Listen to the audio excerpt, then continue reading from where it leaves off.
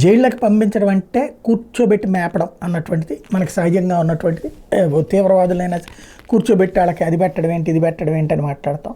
అదే సందర్భంలో జైళ్ళల్లో ఉండేటువంటి ఖైదీల్లో 2 రకాల వాళ్ళు ఉంటారు. రిమాండ్ ఖైదీలు, శిక్షపడ్డ ఖైదీలు. సాధారణంగా శిక్షపడ్డ ఖైదీలకు ఏదో ఒక పని చెప్తారు, పని నేర్పడమో పని చెప్పడమో చేసి వాళ్ళు ఆ పని చేసినందుకు ఇంత అని చెప్పేసి పైకం ఇస్తారు.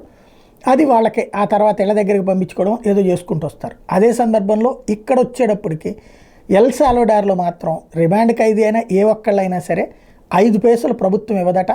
అందులో ఉన్నటువంటి ఖైదీలకి పనులు ఇస్తారట. ఆ పనులు చేస్తే డబ్బులు ఇస్తారట. ఆ డబ్బులతో వాళ్ళు కొనుక్కు తినాల్సిందే కానీ మేము ఇవ్వమని చెప్పేసి ఎల్ సాల్వడార్ అధ్యక్షుడు చేసినటువంటి ప్రకటన, దాని ఆధారంగా తీసుకున్నటువంటి నిర్ణయం అన్నటువంటి సంచలనం సృష్టిస్తుంది. జీరో లీజర్ ప్లాన్ ఇది అత్యంత ముఖ్యమైనటువంటిది. అందరూ పని చేసి ఆహారం పొందాల్సిందే అన్నటువంటి ఆదేశాలు ఇచ్చాడు.